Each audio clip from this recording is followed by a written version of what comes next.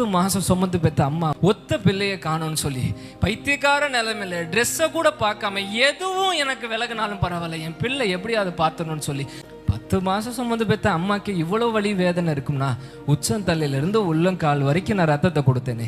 எத்தனை பிள்ளைங்க என்னை விட்டு போயிட்டாங்க, கண்டுபிடிச்சு கொடுக்குறியா ஸ்டீஃபன்னு சொன்னார்.